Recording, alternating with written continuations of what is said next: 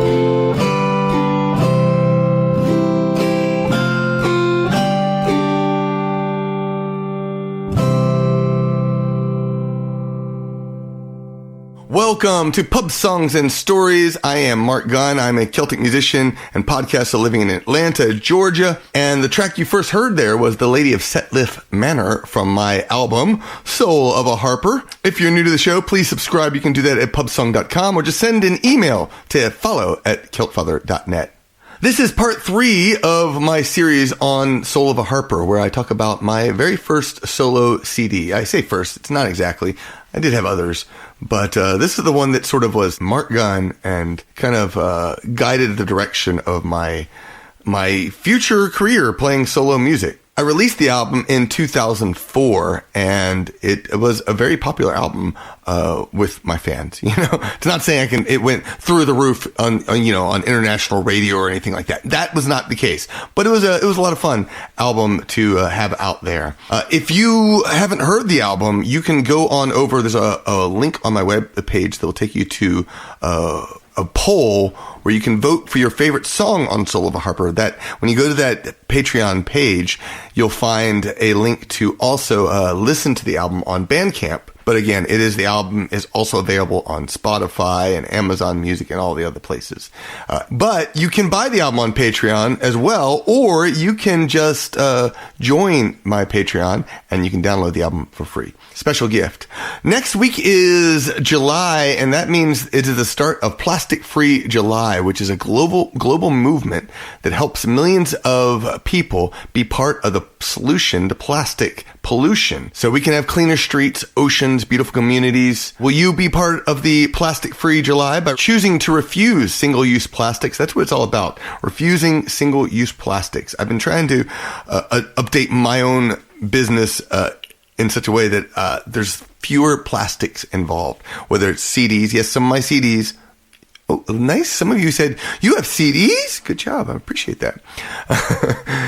But I do have a bunch of CDs that also have a plastic on them. But all the new albums that I'm releasing are plastic free, aside from, the physical CD, because But it's not single use. So that's a thing. We're talking plastic bags here. Plastic bags are one of the big single use plastics. There are millions and billions of those that are put into the world every year, which is kind of unnecessary, especially when you think about the fact that we can have tote bags. You can get a tote bag. I have tote bags for sale in my store over at magerecords.com. So why do that? But it's not even about trying to sell you anything here. It's about trying to do something better for our environment. So if you want to join me this July, I'm going to do my best to be plastic free. And this doesn't mean that you have to be completely plastic free, but you think about it. Do your best to refuse plastic when you can. Celtic Invasion Vacations. Every year I take a group of Celtic music fans on the relaxing adventure of a lifetime. We get to know a region through its culture, history, and legends. And in September, we're doing a invasion of Scotland's whiskey distilleries, along with hiking through the country. It's going to be just absolutely marvelous. If you want to see some of the trips we've done in the past, you can check out an auditory and visual adventure at CelticInvasion.com. And as you may know, I also host the Irish and Celtic Music podcast. And every week I ask you to vote for your favorite song in the podcast. And I don't just make the podcast, I am a fan of it as well. So I'm going to play for you a track, one of my favorite tracks from show number 656. You'll find a link to that show in the show notes. This is Emma Langford with Sailor's Wife from her album, Sowing, Acorns.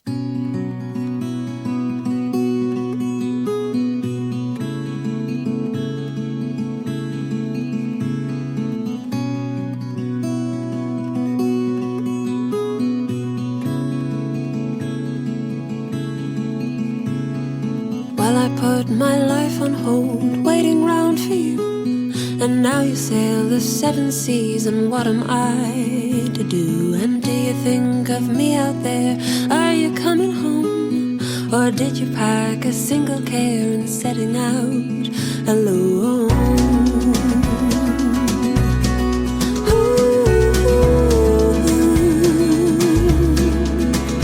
Now you're drifting.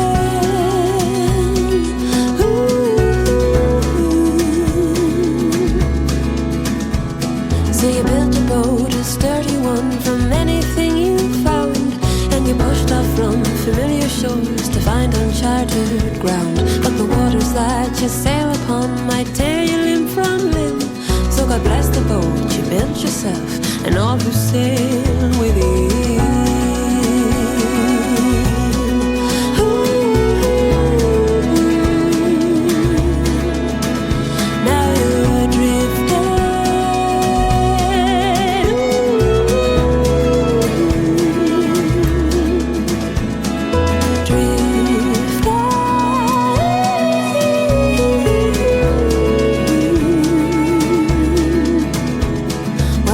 About from time to time, building myself a boat and setting out to find your boy. We'd be two ships afloat, and I think of you there bobbing like a cork upon the sea. Oh, are you dead or living, boy? Won't you come on back to me? Drift on back to me. Come on home to me. Drift on back to me. Now you're drifting.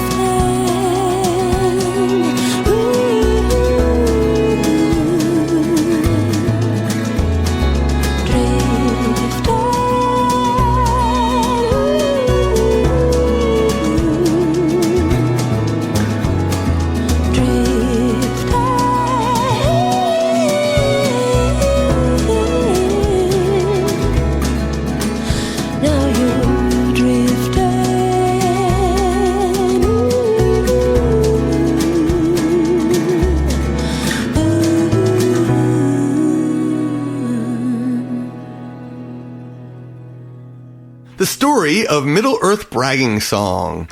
So Middle-earth Bragging Song is a song I think I wrote in like 2003. Yeah, 2003 it says on in my notes. The song was originally titled Never Give Up the Mountain, which is in the chorus. So it all started because I think it was in 2002, Andrew and I decided we were going to record an album of Lord of the Rings music because we had this one track, Tolkien, The Hobbit, and Lord of the Rings. It was blowing up on mp3.com, and we thought we should do something. And there's movies, the Lord of the Rings movies that were out or coming out. I don't entirely remember, but I decided on a trip to Italy that I would read Lord of the Rings and finally get myself, okay, I started Lord of the Rings in college high school actually, because I had read The Hobbit and I loved it. And I saw the movie The Hobbit and I loved it. And then, I started the Lord of the Rings, and it was very difficult at the time. So, it wasn't until 2002 that I finally sat down and said, okay, I'm going to read Lord of the Rings. And so I remember being up on an airplane, and while I was on this airplane flying to Italy, I was reading A Fellowship of the Ring, and I remember that's where I ended up writing a song about Gollum, psychopathic, chronic, schizophrenic Gollum blues, I think it was. And I was also, shortly after that, I had come up with another idea for a song, which is the Middle-earth bragging song. Again, originally titled Never Give Up the Mountain. Again, the whole idea of it is basically in the name of the song. I was noticing that as the hobbits left the Shire and they went out into the world, it seemed like whenever they met a new race, they're like talking about, oh, I'm the oldest person ever. I'm the oldest person ever. And I was like, this is kind of silly. I mean, it wasn't entirely in order and all that stuff, but it was definitely a thing where they're like bragging about, oh, I'm just so old, blah, blah, blah. I was like, this is ridiculous. So that's when I ended up writing the Middle-earth bragging song. And I recorded it initially for Soul of a Harper, but I did end up re-recording it with the Brobdingnagian Bards for our album I Will Not Sing Along. So the song begins like this: we're the race of men. Basically, I go through different races of people, and of peoples of Middle-earth, and I talk about how they fit into this scenario. So we're the race of men, conquer valleys and glens. We build huge towers in the sky. We're strong and we're bold. Though it be hot or cold, we'll fight everyone till we die. Just talking about the humans who just kind of out there just battling everything. They just get into a fight. Well, we'll never give up the mountain as long as hope remains. That seems like a key thing about the Lord of the Rings for the humans. It was all about hope. As long as hope remains, and you will never see a race as I was looking at the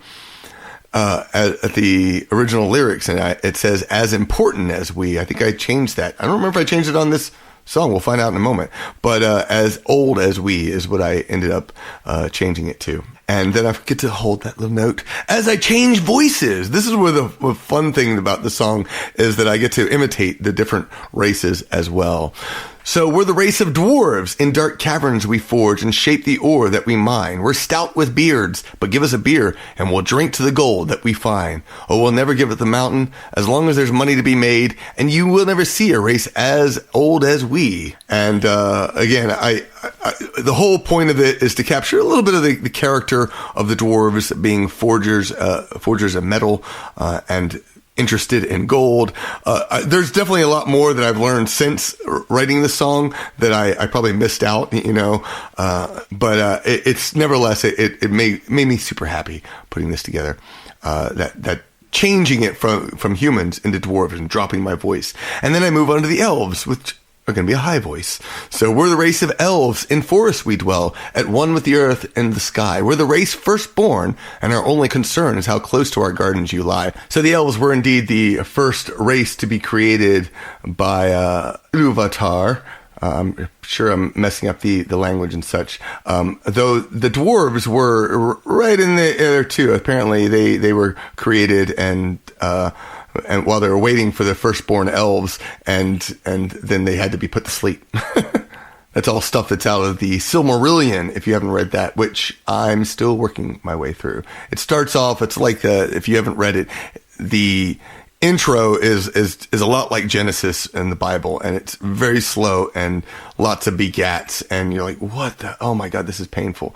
But then once you get into it, they have some great stories. So definitely go check that out if you haven't already. And it continues, we'll never give up the mountain, at least until our time is done, and you'll never see a race as old as we. I like the until our time is done, in large part because it sort of shows, the elves are constantly saying, "Oh, well, until our time is done, we're going to be going to the west soon. But well, for now, we won't give up the mountain.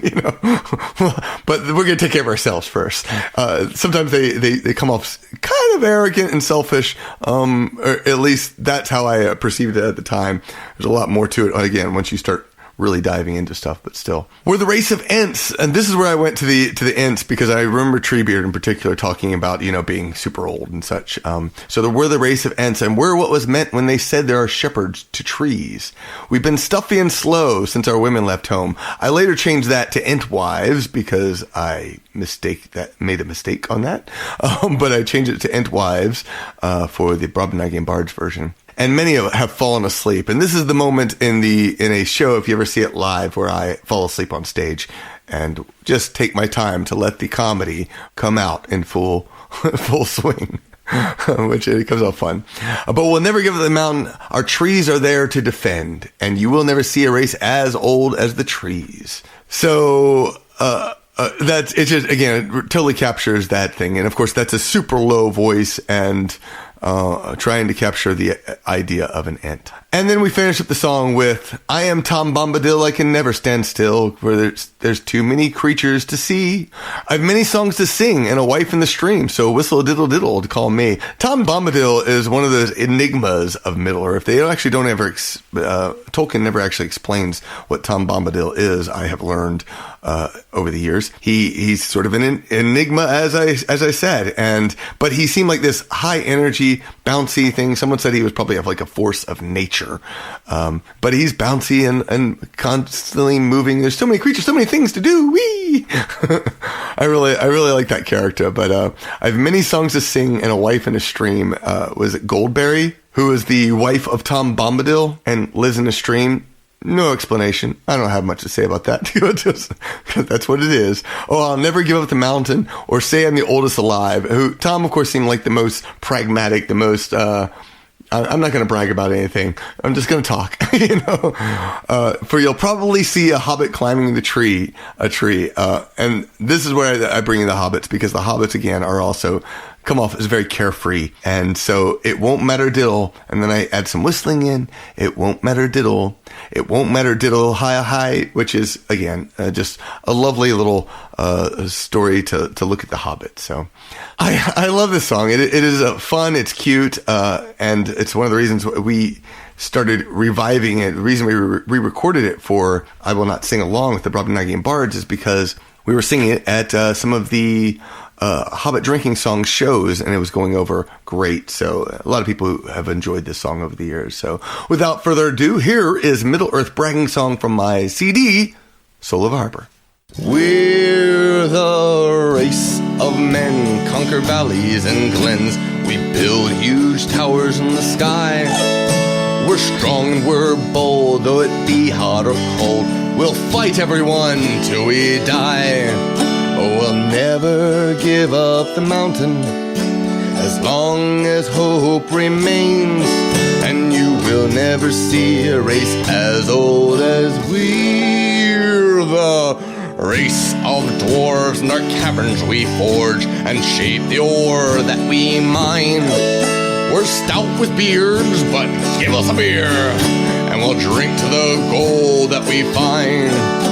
We'll never give up the mountain as long as there's money to be made. And you will never see a race as old as we're the race of elves in forests we dwell, as one with the earth and the sky. We're the race firstborn, and our only concern is how close to our gardens you lie. Oh, we'll never give up the mountain, at least until our time is done. And you'll never see a race as old as we're the race of Ents, and we're what was meant when they said there are shepherds to trees.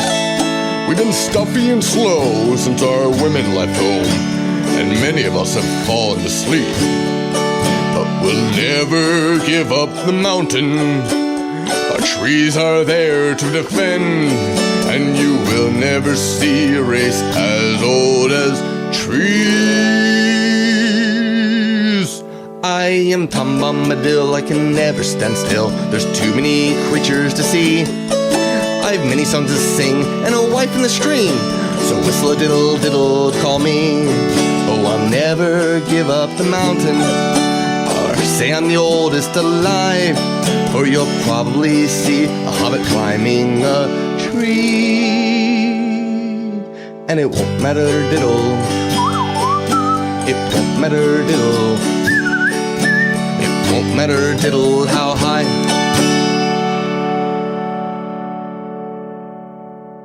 Support the Gun Runners Club. This show is brought to you by my supporters on Patreon. If you enjoy this podcast or my music, please join the Gun Runners Club. You get something new every month, sometimes bonus podcasts, downloadable songs, printed sheet music, blogs, stories from the road. Plus, you'll get access to my Coffee with the Celt Father video concert series, which will be back in August. You get it all ad-free when you listen on Patreon. You can send an email to follow@celtfather.net to find out more. And in case you didn't know, Celt Father is a C. And if you can't support me financially, that's okay. You can sign up on Patreon for free. Special thanks to our superhero patrons, Cecilia, Janice, CJT, Sarah, William, Carol, Eric, James, and Troy. Thank you all so much for supporting my music over the years. I really appreciate it. Many of you have been with me for a long time, and I can't begin to tell you how much I appreciate your support. That my music, making a living as a musician, is because of people like you, and it makes such an impact on me. So thank you. Women in music through the centuries. I find it intriguing that I know a lot of the famous male composers through the centuries: Turlo O'Carolan, Mozart, Bach, but I can't even name one woman. So I got really excited to talk with Apryl Knight at Sherwood Forest Fair a few years back, and she had me captivated by her knowledge of women in music through the centuries.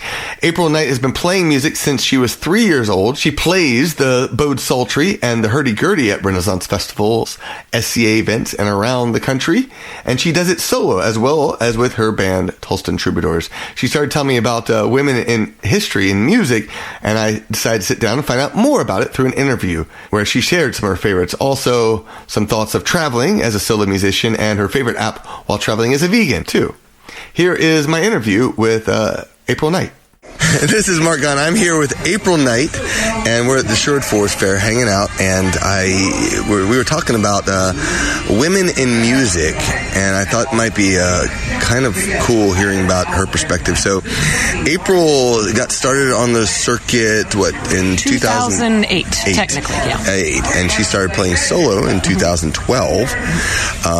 She plays, what do you play? The bowed psaltery, and the hurdy-gurdy, and the flute, and the penny whistle, and the bowron, and the pianonomicon, and I'm probably leaving something out, but there it is. And the piano too. And the piano, yeah, but not at fair. No. Little. I think most of what I think about you when you're at the fair is the psaltery, because I've been doing that for a number of years, and then most recently is the hurdy-gurdy, which you embrace. Yes. How did you get into those two instruments? Well, so I started on piano when I was 2, and when I started doing Renaissance Fair, I'd been playing flute because I'd started on flute when I was 12 in middle school band, and it's what I had, and it was portable, and you cannot take a piano to a Renaissance Fair. You just can't. It's a little big. So somebody told me about the psaltery, which is set up just like a piano, white keys on one side, black keys on the other side, except that it's strings, but it's close enough. And so I started doing that. Mind to work that, exactly. That math. Exactly. No, I mean, it makes total sense. Okay. And then I was like, okay, I need something that will give me the flexibility and piano technique that will also give me more range. And I ended up with the hurdy-gurdy because it is a period instrument. It goes all the way back to the 10th century. It's got a piano keyboard, basically. And then you just turn a crank, which bows the strings for you. And now you mostly play medieval music, is that right? Mostly medieval. Or is it medieval Renaissance? It's kind of a mix, and it depends on where I am. Out here at Sherwood Forest Fair, my band, Tolston Troubadours, and we're playing as much medieval music as we can. We're playing stuff that is specifically from this time period. But we're also... 1190s, is that what it is? 1196 is where we are. So we've got a set that's all King Richard based, and we've got a bunch of the cantigas from 1250-ish. Wait, that's in the future? That's in the future. We're time travelers. Oh, yes. It's kind of cool. This guy in a blue box said, here's this stuff, and you should do this. We do a little bit of stuff from the 1700s, but most of it is like SCA appropriate 1650 and before. Gotcha. And what got you into doing all the medieval stuff? It's exciting, and not as many people do it. And I like trying to be a trailblazer, sort of. And if everybody is out there doing, the exact same Celtic songs that everyone loves and all the same stuff, and then you're not standing out. And so in order to do something a little different, we're at a medieval fair playing medieval music. Which is definitely different. Shocking. You don't, actually, and there's not many... Renaissance musicians actually at fairs, right? There's some medieval or Renaissance. There's a few. There's some. Who do you got? Worthy Waits of Whimsy. They're not out here anymore, but they used to be, and they did some really nice, like medieval stuff, recorder quartets, some nice stuff. A lot of people will do one or two songs that are appropriate and medieval period and so on and so forth, but I'd say for the most part, nobody makes it like their full-time set. Yeah. So that's kind of what we're going for out here. Yeah. Anyway. Okay. Now, women in music. You mentioned this as something you and I could talk about a little bit, which it's really kind of fascinating because women are underrepresented throughout music, whether today, and I'm sure even more so in the history. But you seem to know a little bit more about that than I do. Well, I've gone looking specifically. So I did a music degree, and you go through the music history book, and for every one woman they talk about in your music history class, you're going to have maybe 15 guys. And so you don't hear as much, and there are tons of women that did interesting stuff.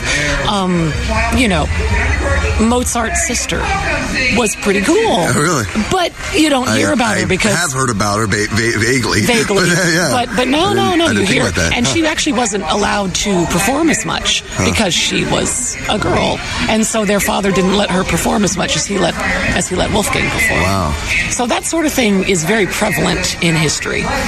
It's really interesting to do the research on all of these women musicians and women composers throughout history, and to try and bring that to the forefront so that more people can hear about them and they won't continue to be lost to history. Well, tell me about some of the ones some of your favorite. So my next album that I'm going to be doing is actually about Hildegard von Bingen's songs, and she was a nun in the medieval period, and her music is gorgeous. And if you hear it, you think about Gregorian chant, but it's more edgy than Gregorian chant. At the time, it's actually... She says she wrote what God told her to what God told her to write. It was just, straight from divine provenance to her fingers, I guess. But it's exciting, and there's stuff that happens that you don't hear in Gregorian chant. It's way more, it's different. And so I really want to focus on her as a medieval woman composer.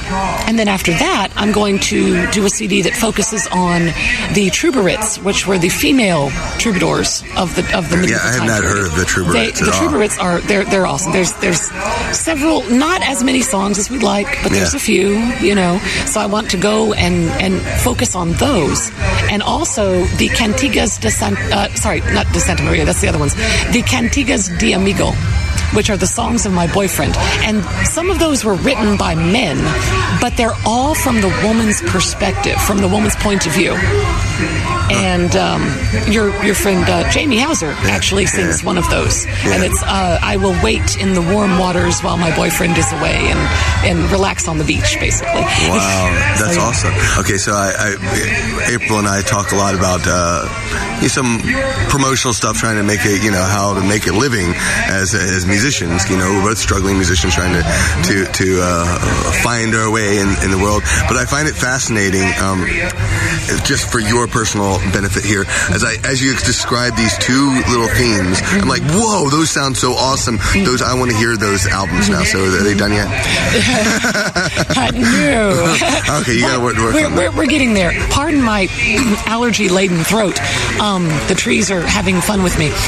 The Tolston Troubadours are this close. Imagine me making little itty-bitty tiny little space between my fingers. This close to finishing our next album. And once that one's done, then I'm launching full scale into the Hildegard von Bingen album. Okay, very cool. You going to put any of those songs on your Patreon page? Oh, absolutely. And YouTube channel? April has launched a YouTube, what are you doing, a thing a week? Thing a week. Thanks to Jonathan Colton for the idea for this. I've been trying to be more creative lately and also figure out what else I can do at home instead of having to travel and being away from my friends and loved ones. So I got the idea to do a musical thing every week for the entirety of 2017. And I'm posting all of these on my YouTube channel as well as on my Patreon page. Right. And the Patreon people get all the outtakes and the goofiness and the weird things that didn't work. And you're going to have some of these Troubarettes. The Troubarettes. And the Troubarettes. I will. What is the first one again? The Troubarettes and the Cantiga de Amigo, the songs of my boyfriend. Oh, no, the one before that. And the Hildegard von Bingen. Hildegard von Bingen. Okay. Because that sounds cool. I'm going to be putting all the rehearsal sessions on the Patreon page for sure. Oh, very cool. Yeah. People can watch me learn. And that's what is the Patreon page? That's it's Apryl Knight? patreon.com/APRYL_KNIGHT, I think. I think. Why'd you put that at the end? Sorry. No. That's part of the URL. No. I'm pretty sure that's how that is, unless they've got the stuff rearranged. But if you go to Patreon and do a search for APRYL KNIGHT, Apryl Knight, then it should pop up. Now, you are traveling as a soloist and as a group, but as a soloist, and how does that work in your life? How does it function? Do you run into any issues? I really haven't, actually. I used to sleep in my van in truck stop parking lots, and I've never had any problems. My female bandmate, Damaris, her mother had told her, oh no, you can't travel as a female musician, it's way too dangerous, and now she's a little unhappy because she's wasted some time that she could have been traveling as a female musician. Yeah. I find that it's actually even occasionally more useful. Like, theoretically, I know how to change a tire on my car. Right. I have never had to. Right. Every single time I get a flat tire, there's some very nice person, very nice male person in a big pickup who stops and changes my tire for me and asks if they can do anything else to help. Yeah. And so I think it actually works in my favor most of the time. People are pretty nice People overall. are generally really nice, yeah. And you occasionally run into the horrible people, but fortunately, I don't think they're out there that much. Yeah. That's fantastic.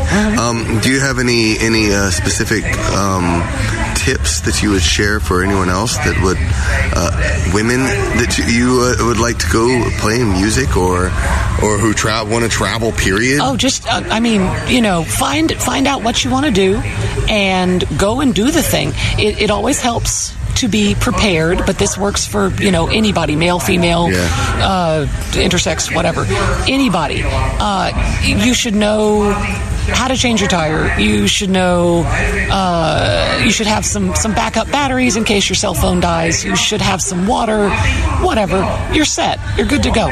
Go and travel. Go and find someplace amazing. I travel basically sort of based on where all of the best vegan cupcakes are. Vegan desserts. Oh, where can I go for a cookie? And you are vegan, right? I am vegan. Yes. And you've been vegan 2005. So a long time. Wow. Now this is one of the things that I do remember being a little bit boggled when one day when I think I saw a Texas Renaissance Festival, and I was out getting my steak on a stick, and realized, and I saw you or something, and I was like, what do you eat? Because there's like no food for vegans at TRF at the time. Well, at TRF. I don't know Actually, about now. At TRF, the last time I went down there was a Greek place that would give me just my brain is wanting to say fajita, that's not right. Gyro, like the Gyro veggies and stuff in pita. I'm not sure exactly how valid that really was, but generally I bring my own food. From like just meal replacement bars. If you can find a place that, like here at Sherwood, we've got the Jerusalem Cafe, and they have an entire vegan platter with hummus and dolmas and falafel and salad and Israeli pickles, and it's really good. So just look around. If you can find a Middle Eastern place, they're more likely. Do you find it difficult traveling as a vegan? Not usually. You just plan ahead and get the food. Happy Cow. The Happy Cow app is my best friend. They will pull up any city, and it'll tell you where you can go. Oh, nice. And then at the very, very, very least, if you're in the middle of absolutely nowhere and there are no good restaurants at all, the 7-layer burrito at Taco Bell minus the sour cream and minus the cheese. It's totally vegan. It's not really food, but it's totally vegan. That does raise it will keep you from starving. All right. So now how many albums do you have right now? I have 2 solo albums, and Tulsa Troubadours has 1. We are about to finish our 2nd. And occasionally you come carrying a copy of Irish Drinking Songs for Cat Lovers. Every once in a while, since I believe I played on 3 of those tracks and me out on a 4th. Yeah. Even better, so. All right. You can find it all at AprylKnight.com. Okay. Yeah. And if you have any parting words, any parting thoughts about life, traveling, women in music, what kind of inspiration, what words of wisdom and inspiration could you give to someone who wants to follow your path? I would say if anybody is wanting, especially women that are wanting to have a career in music, to perform music, to travel as a performer, do it. Absolutely do it. If you, I'm sure Mark will have some links in this. If you would like to contact me through my website, I will help you as much as I can. And I think that all women need to help each other as much as we can, so that we can excel in all the things that we would like to do. And awesome. Being creative is so important right now. And I send that same offer to myself. I mean, I'm not saying I can help you with the women part. Exactly. But as far as I agree, there's a severe lack of women in definitely Celtic music, and it's a really interesting challenge, I think, and so it's bold of you to do so. So thank you. Thanks so much. We'll talk to you later. All right.